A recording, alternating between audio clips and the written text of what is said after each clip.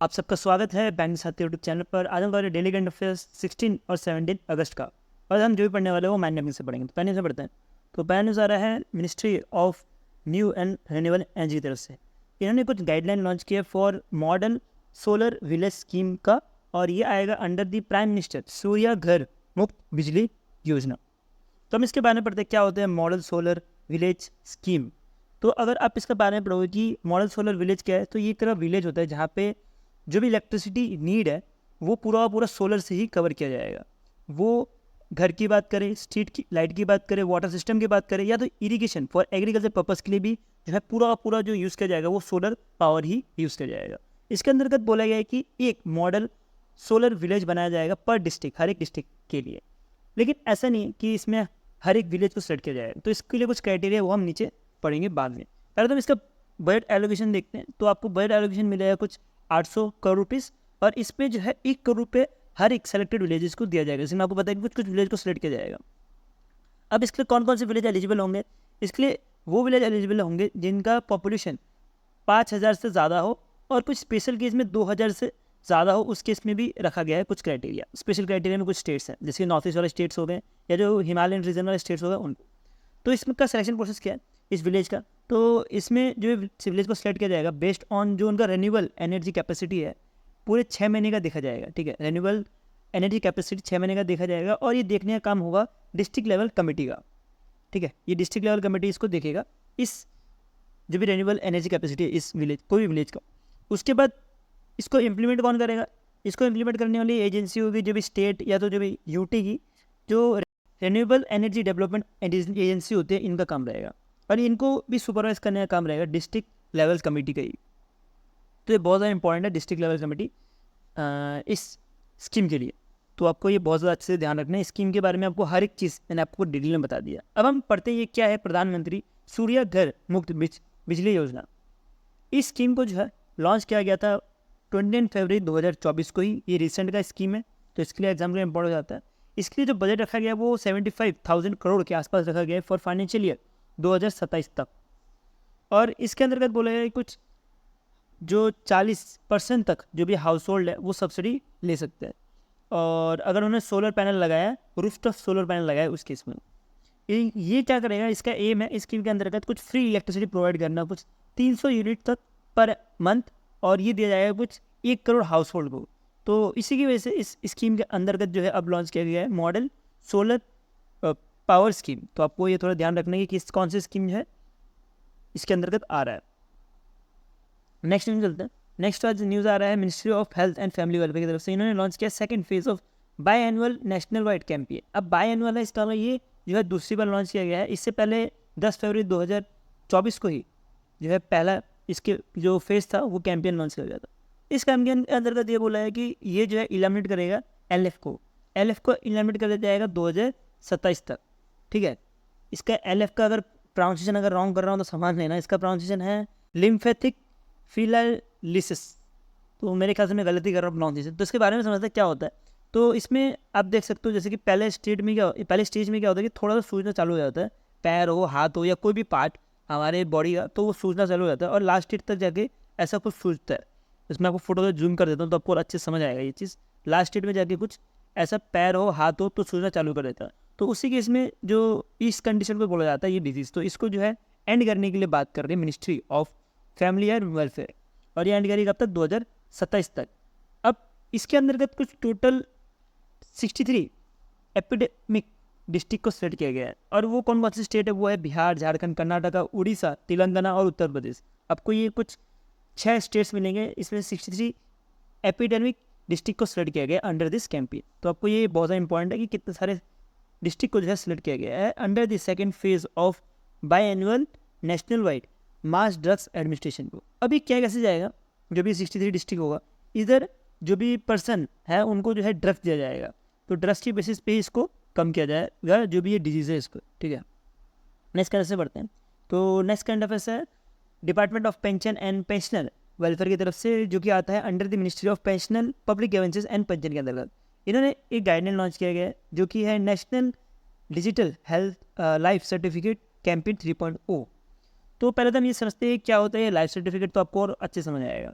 अब देखिए, किसी बंदे को पेंशन मिलता है, मान लीजिए कोई पर्सन ए है, इसको पेंशन मिलता है, तो इस पर्सन ए को प्रूफ करना पड़ता है हर साल कुछ नवंबर के महीने में, मतलब कि 31 अक्टूबर को प्रूफ करना पड़ता है कि ये बंदा जो है जिंदा है, ठीक है। तो इसी को बोला जाता है लाइफ सर्टिफिकेट। अगर ये बंदा मर गया तो उस केस में उसकी पेंशन जो है उसकी जो स्पॉज रहेगी उसको मिलेगी, लेकिन अगर स्पॉज भी मर गया तो उस केस में पेंशन जो है बंद हो जाता है। तो इसी की वजह से ये लाइफ सर्टिफिकेट देना ज़रूरी हो जाता है जो भी पेंशनर होता है इनको। तो इसी को जो है डिजिटलाइज करने के लिए बात कर रही है ये डिपार्टमेंट। तो इसको जो है इम्प्लीमेंट किया जाएगा, इस कैंपेन में इम्प्लीमेंट किया जाएगा फ्रॉम नवंबर 1 से लेकर नवंबर 30 तक 2024 की।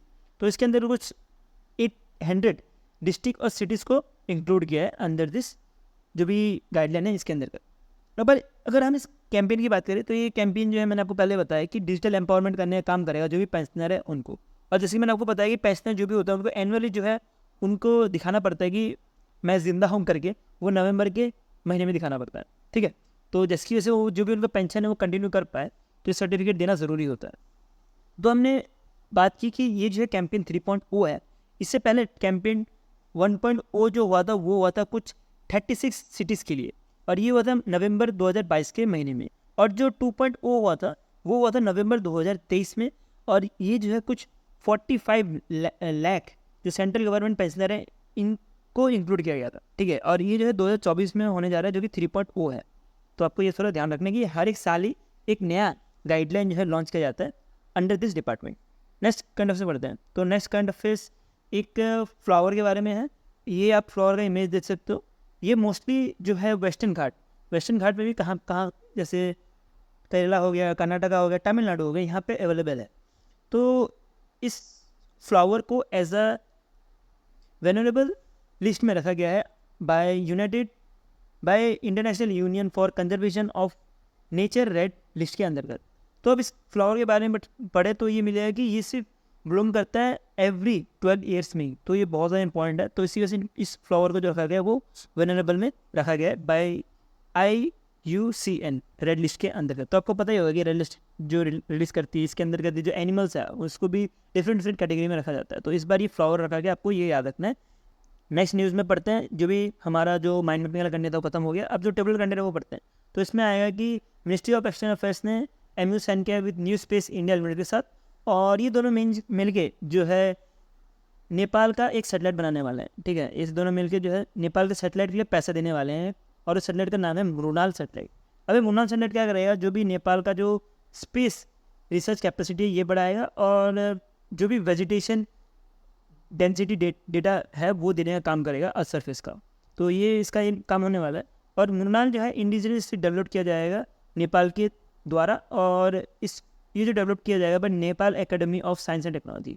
ये दोनों ऑर्गेनाइजेशन का काम जो से कि मिनिस्ट्री ऑफ एक्सटर्नल अफेयर्स हो गया या न्यू स्पेस इंडिया लिमिटेड हो गया जो कि इसरो का ही कमर्शियल आर्म है, इन दोनों का काम सिर्फ पैसा देना है, बाकी डेवलप करने का काम हेल्प करना भी है जो नेपाल का जो मृणाल सैटेलाइट है, लेकिन डेवलप करने का काम नेपाल का ही रहने वाला है। अब ये सैटेलाइट जो है सून जो है लॉन्च किया जाएगा बाय PSLV।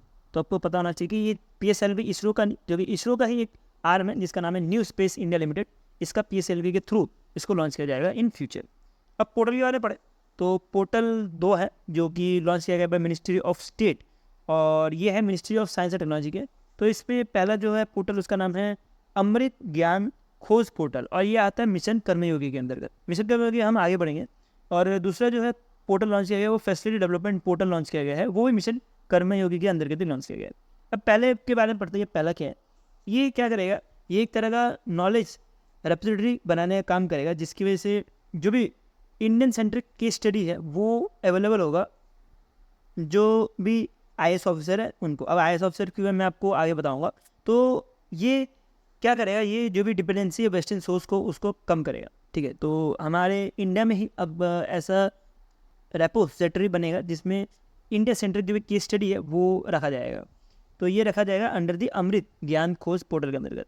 अब नेक्स्ट बढ़ते हैं फैसिलिटी डेवलपमेंट पोर्टल क्या है। फैसिलिटी डेवलपमेंट पोर्टल जैसे नाम से पता लग रहा है ये इम्प्रूव करेगा जो भी टीचिंग स्किल है उसको, और ये एनहांस करेगा जो ट्रेनिंग है सिविल सर्वेंट के उसको। अब मिशन कर्मयोगी के बारे में पढ़े तो आपको सब कुछ समझ आ जाएगा कि मिशन कर्मयोगी क्या करता है, जो भी सिविल सर्वेंट जो है उनको मतलब हेल्प करता है in terms of training, in terms of posting, in terms of जो भी उनका डेवलपमेंट है उसके लिए। पैसे नरेंद्र मोदी जी की जगह लॉन्च किया गया था। नेक्स्ट कंट्री से बढ़ते हैं, जो भी लॉन्चेस है वो एक साथ, तो जिसमें आ रहा है कि एक्सिस बैंक ने पार्टनर किया वीज़ा के साथ और ये दोनों मिलकर लॉन्च किया है प्रीमस एक तरह का अल्ट्रा प्रीमियम क्रेडिट कार्ड। अब अल्ट्रा प्रीमियम क्रेडिट कार्ड का आप ज्वाइनिंग फीस देख सकते हो कितना है, 1.5 लाख। अब इससे समझ आ रहा है कि ये कोई नॉर्मल पर्सन का क्रेडिट कार्ड नहीं है, ये जो क्रेडिट कार्ड है ये है अल्ट्रा हाई नेटवर्थ जो इंडिविजुअल है हमारे इंडिया में उनके लिए। और जैसे कि आपको पता हो क्रेडिट कार्ड के लिए क्या होता है कि बैंक आपको फ़ोन करके बोलता है कि आप क्रेडिट कार्ड ले लो, आप क्रेडिट कार्ड ले लो, लेकिन इस केस में ऐसा नहीं है। जो भी पर्सन होगा इनको इन्विटेशन दी जाएगी, ये इन्विटेशन बेसिस पे ही मिलेगा जो भी अल्ट्रा हाई नेटवर्थ इंडिविजुअल्स है उनको ये क्रेडिट कार्ड, ठीक है। तो ये क्रेडिट कार्ड इन्हीं के लिए डिज़ाइन किया गया कि ये कैसे यूज़ कर सकते हैं। हमें इतना डिटेल में जाने की जरूरत नहीं, बस आपको इतना पता होना चाहिए कौन दो ऑर्गेनाइजेशन मिलकर ये कार्ड जो है लॉन्च कर रही है और किसके लिए बनाया गया है। नेक्स्ट कार्ड चलते हैं, ये एक्सिस बैंक की तरफ से ही आ रहा है कि second edition of spark week 2024 जो है लॉन्च किया गया है। अब ये लॉन्च किया गया है कि एम्पावरिंग करना जो भी एम्प्लॉय है एक्सिस बैंक के उनको कि वो कैसे कस्टमर के साथ इंटरेक्शन करे, ठीक है। तो उसी के लिए जो है ये लॉन्च किया गया है बाय एक्सिस बैंक। अब कुछ डिफरेंस की न्यूज़ के ऊपर बढ़ते हैं, तो ये एक्सरसाइज आ रहा है, इसका नाम है एक्सरसाइज उदारा शक्ति 2024 और ये मलेशिया में होने जा रहा है। अभी एक्सरसाइज जो है इंडियन एयरफोर्स के साथ जो मलेशिया की एयरफोर्स है ये पार्ट लेंगे और ये दोनों का काम रहने वाला है कि कैसे जो टेक्नोलॉजी शेयरिंग हो दो कंट्री के बीच में, दो फोर्सेस के बीच में, एयर फोर्सेस के बीच में, तो उसी के लिए ये एक्सेस किया जाता है। जिसमें इंडियन एयरफोर्स से जो पार्टिसिपेट करेगा वो सुकोई 30 MKI फाइटर जेट पार्टिसिपेट करने वाला है, लेकिन जो मलेशिया से जो पार्टिसिपेट करने वाला है वो करने वाला है सुकोई 30 MKM। अब दोनों फाइटर में ज़्यादा डिफरेंस नहीं है, बस ये इंडिया का इसलिए MKI है और ये मलेशिया का इसके से MKM है, ठीक है। दोनों सेम फ्लाइट्स ही है। ये अपना जो भी टेक्नोलॉजी है, क्योंकि मान लीजिए कि सुकोई जो 30 की MKI है जो इंडिया का है उन्होंने ब्रह्मोस यूज़ किया और मलेशिया ने कोई दूसरा टेक्नोलॉजी यूज़ किया, तो वो टेक्नोलॉजी शेयरिंग कर पाएंगे दो कंट्री, तो इसीलिए एक्सरसाइज की गई है। अभी ये एक्सरसाइज जो है दो तरह से होगा, एक फील्ड ट्रेनिंग एक्सरसाइज होगा और एक सब्जेक्ट मैटर एक्सपर्ट एक्सचेंज के तौर पे एक्सरसाइज होगा, तो ये भी थोड़ा आपको ध्यान रखना है। अब नेक्स्ट चलता है 10th एडिशन एक्सरसाइज जिसका नाम है मित्र शक्ति जो कि श्रीलंका में होने वाला है। अब इसमें कौन पार्टिसिपेट करेगा, ये इंडियन आर्मी और श्रीलंका की आर्मी जो है पार्टिसिपेट करने वाली है।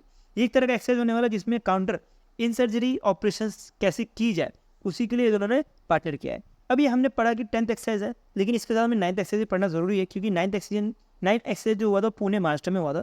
कभी कभी आपको पिछला एक्सरसाइज पूछ लिया जाता है कि ये एक्सरसाइज कहाँ पे हुआ था, तो आपको पता होना चाहिए कि पुणे महाराष्ट्र में हुआ था इंडियन आर्मी और श्रीलंका आर्मी के बीच में।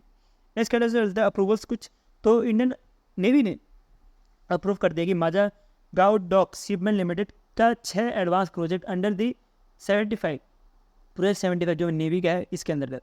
तो जो MDL है मतलब कि माझगांव डॉक शिपमेंट, इन्होंने पार्टनर किया था जर्मनी की एक कंपनी के साथ और ये कंस्ट्रक्ट करने वाला है 6 सबमरीन और इस 6 सबमरीन का जो टोटल कॉस्ट है प्रोजेक्ट का वो मिल जाएगा कुछ 60,000 करोड़। ये डील पहले जो दिया गया था वो L&T और नवीन तिया को दिया गया था, लेकिन अब जो है ये डील जो है MDL को सिर्फ सौंप दिया गया, ठीक है। तो आपको ये थोड़ा ध्यान रखना है। और 6 प्रोजेक्ट की बात करें जो कि अंडर आता है प्रोजेक्ट 75 के अंतर्गत, तो आपको 6 प्रोजेक्ट का नाम मिलेगा। पहला तो INS कलवानी, INS कंदेरी, INS करच, INS वेला और विजगर और फिर लास्ट वाला है INS बक्सर। तो आपको सारे के सारे 6 जो सब सबमरीन है आपको ये भी याद रखना है, क्योंकि आपको कभी डायरेक्टली पूछ लिया जाता है कि इन 6 में से कौन सा नहीं है या कौन सा जो लास्ट है, तो लास्ट पे जाएगा तो वक्सर आएगा। नेक्स्ट चलते हैं वर्ल्ड लाइनेस, तो इसमें आ रहा है कि एग्जाम बैंक का एक रिपोर्ट है जिसके अंदर बोला है कि जो भी इंडियन मर्चेंट एक्सपोर्ट है वो कुछ 4.2% से ग्रोथ किया है इन Q2 ऑफ फाइनेंशियल 2025 में। और SBI की बात करें तो SBI ने GDP प्रोडक्शन मारी है वो मारी 7% में फॉर फाइनेंशियल 2025। और इसमें अगर हम RBI की बात करें तो RBI ने कितने मारी है फॉर फाइनेंशियल 2025, 7.2% मारी है। तो आपको ये भी थोड़ा ध्यान रखना है कि RBI ने कितनी मारी और SBI ने कितनी मारी, तो आपको ज़्यादा सही से याद भी रहेगा जो भी GDP है ये। तो ये हो गया हमारा जो डेली करंट अफेयर्स था 16 और 17 अगस्त का। मेरा ओनली एम यही है कि आपको शॉर्ट और क्रिस्प में जो एग्जाम पॉइंट से रिलेवेंट कंटेंट है वही प्रोवाइड करूँ और वही आपको पढ़ाओ। इसके साथ आपको जो वीडियो मिल रहा है वो इससे 15 से 20 मिनट के बीच में मिलता है मेरा हर एक डेली वीडियो, बिकॉज आपका टाइम वेस्ट नहीं होना चाहिए। आप 1-1 घंटा लंबा वीडियो पढ़ते हो लेकिन उसके बाद आपके जो एग्जाम में पूछा नहीं जाता वो सारा क्वेश्चन, तो कुछ फ़ायदा नहीं होता वो सब पढ़ के। सो छोड़ो ये सारे बातें, हम बढ़ते हैं आगे। आपको अगर इसका वीडियो का अगर PDF चाहिए तो आप इस लिंक में जाकर डाउनलोड कर सकते हो। Link in the description. और अगर वीडियो अच्छा लगा तो लाइक कर देना और ऐसी कंटेंट देखते रहना, सब्सक्राइब टू माय चैनल। सो अभी के लिए इतना रखते हैं। Thank you for watching this video.